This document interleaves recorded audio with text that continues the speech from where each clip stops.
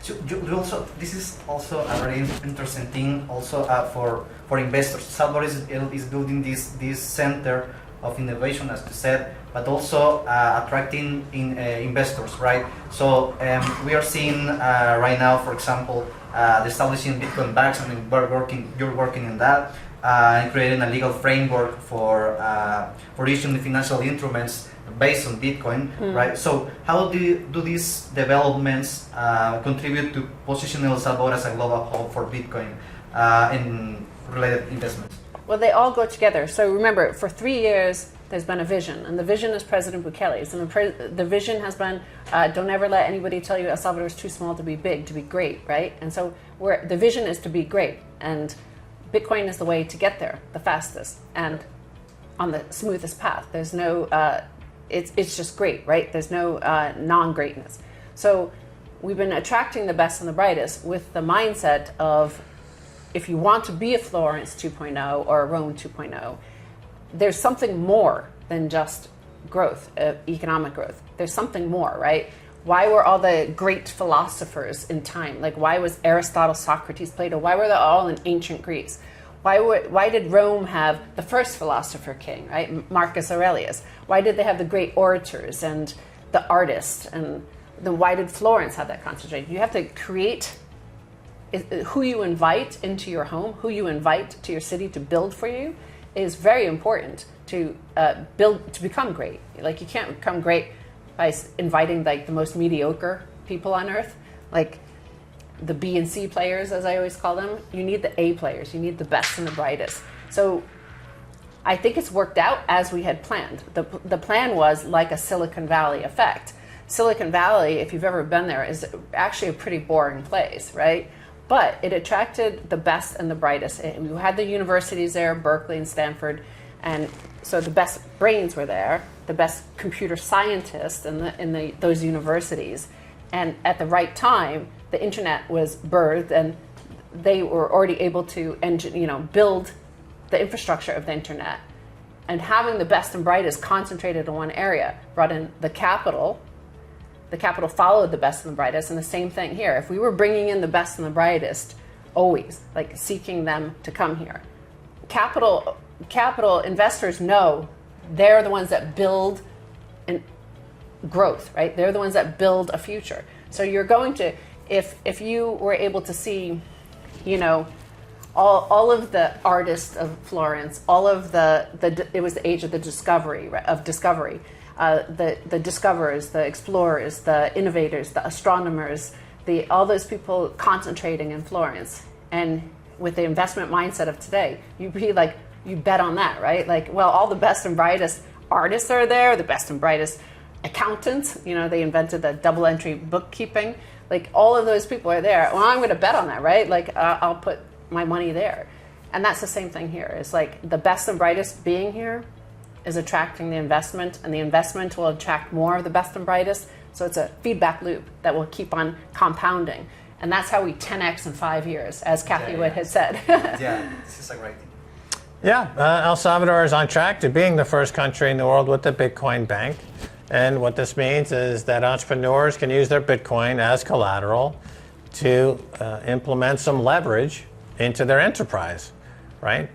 Just because you have Bitcoin as your base layer doesn't mean that you're not also going to seek leverage in your endeavors as an entrepreneur or as a builder. And with a Bitcoin bank, it allows you to deposit Bitcoin and borrow against your Bitcoin to do what entrepreneurs do, and that is to create new enterprises. And they typically do so in part with borrowed money. That's the way capitalism works. Capitalism doesn't work unless you have capital.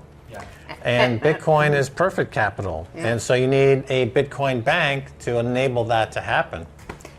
And it is risk, right? Yeah. Like, there's this notion of hodling, and you just hold your private keys and that's it, and that's one way. But you do need, any economy needs risk takers. Elon Musk has blown all of his wealth a few times, right, on his way to be a great entrepreneur. We do need entrepreneurs here who are willing to risk losing their Bitcoin if their enterprise doesn't succeed, right? That's the nature of capitalism, and it's been the way it has been for thousands of years before we officially called it capitalism, right? People risk their wealth. They risked their wealth heading west, right? They didn't know what was out there, what would stop them, the famines and weather disasters, and well, people were already there that didn't want them there. Like there were risks that had to be taken. Yeah. So as you said, this is the nature of capitalism. So, right. So I also want to discuss this topic that for me is very important, because one of the things I find fascinating about the Bitcoin Office work is the focus on education, right? Mm-hmm. So you're driving some incredible initiatives such as Kubo Plus, yes, No yes. Nation, Yes. and you are also creating this, doing this education for public observants. Yeah. Yes, so, yes, yes. Yeah. So, and also you're, with Lina Sage and my first Bitcoin, you are doing also these Bitcoin books, right, for kids. Yes. So you are doing such a great work with Yeah, education. thanks. I am part of this. Yeah. Because I was a part of the graduated of the Kubo Plus students. So Yes. yeah, this is so great. Yeah, so when Max and I first arrived here, and we were early Bitcoiners in 2010. December 2010 was the first time we talked about it on our TV show, and then we were early to adopt El Salvador. We came here and we set up a VC fund, and we were like, we're going to invest. That's how we can contribute to what President Bukele is building. But then just observing and looking around, at that time, even when we first moved here, I was saying this is going to be Renaissance 2.0, and I really believed in the president's vision that he was going to create something extraordinary. And then I looked around and realized, because we were contacting Bitcoin companies to move headquarters there, and they would ask things like, well, are there any engineers there, Bitcoin engineers? And I'd be like, no. So then it started to dawn on me that, well, there is greatness, like something extraordinary is happening here, and we need to include everybody here as well. Like in order for El Salvador to be great, everybody here also has to be ready and participate in that greatness. So that's what the first thing I did is I contacted Jimmy Song, who's an old friend, and he wrote one of the classics of the Bitcoin education, which is Programming Bitcoin. And he came here and he taught our first 7 students, the Jimmy Song 7. And the number 2 at the Bitcoin office, our assistant, is Mario Flamenco, and he was one of those students, and we ended up hiring him at the Bitcoin office. Yeah. Now, but that Jimmy Song 7, it didn't yes, we taught these 7 students how to program Bitcoin, but it didn't feel like enough. It just touched the scratch, and I needed to itch it a little bit harder, right? And that is when I was actually at a Bitcoin conference in Lugano, and I met with the Fulgur people, and they've been around for a long time in Bitcoin and Lightning space. They do a lot of Lightning investments, and but one of the principals there, Oleg Mikulski, he is a former educator, right? So he's a very important educator. He turned Moscow Polytech basically into the top technical trade school, the computer science in Russia. And so he was joined and said, yeah, I'll help you out to develop a bigger program that we were inspired by President Bukele's Kubos to call it Kubo Plus. So we're gonna call it Kubo Plus.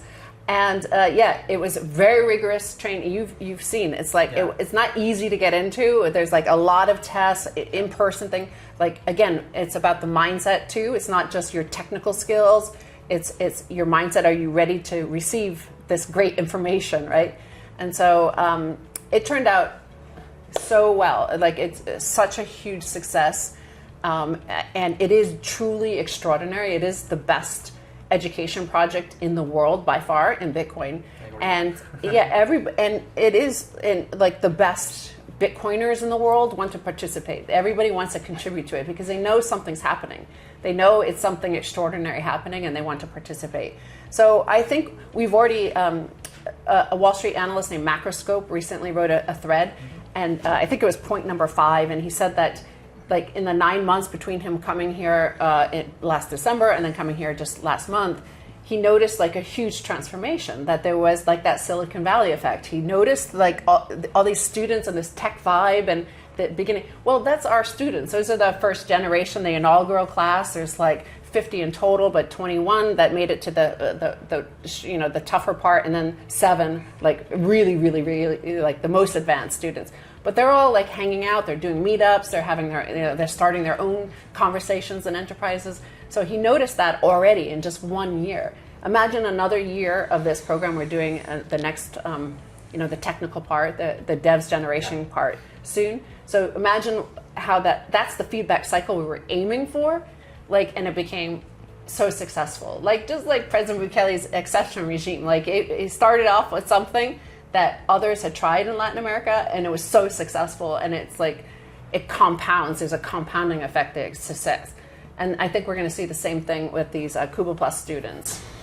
Yeah, and also a lot of these guys, I mean the students, are already getting jobs in Bitcoin companies. Yes. And I mean, most of the people that is graduating over these groups, I mean, they are receiving jobs in well-paid jobs. Yes, well-paid. Yeah. Like 2 or 3, 4 times like what a normal graduate.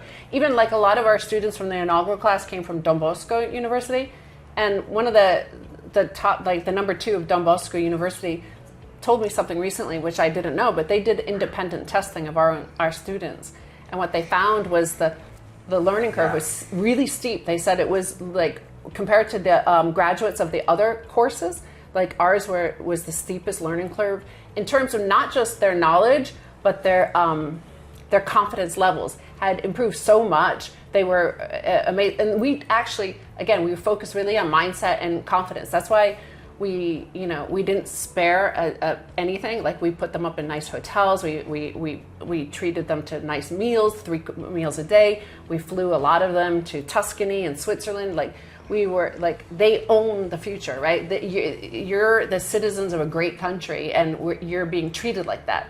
When they went to Europe and they met people like Adam Back and all these top names, they were shocked that they knew, because they had Googled like who this guy is, and he's like, wow, you're from El Salvador? Yeah. Like, and they felt suddenly like, wow, we are like kings, right, in this world. So I think it's the mindset shift is really important to become great. Like, you need that.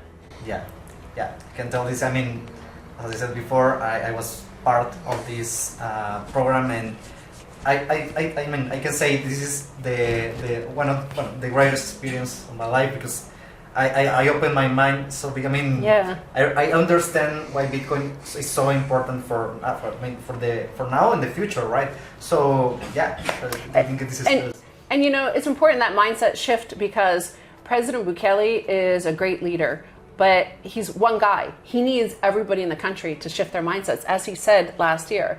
And now you think of Florence, and you think of, we're going to be Florence 2.0, but you think back then, Medici had, like Lorenzo the Magnificent, he had the people on his side. Because remember, the most important superpower of that time was the Vatican. And one of their super weapons, like the U.S., pulls people off SWIFT, like they remove them from the global dollar system, and they sanction their country, and it collapses. Well, at that time of Florence 1.0 and Medici, it was to be excommunicated. And remember, the Vatican excommunicated the entire city, all citizens of Florence. But they stood by, because they had the mindset. They stood by, Medici, and they were loyal to him, even though that was like really a very, very powerful tool that the Vatican had, and it meant something back then to be excommunicated like that. So the shift of the mindset is that the President Bukele, he needs the people of El Salvador to help him make El Salvador great. Great.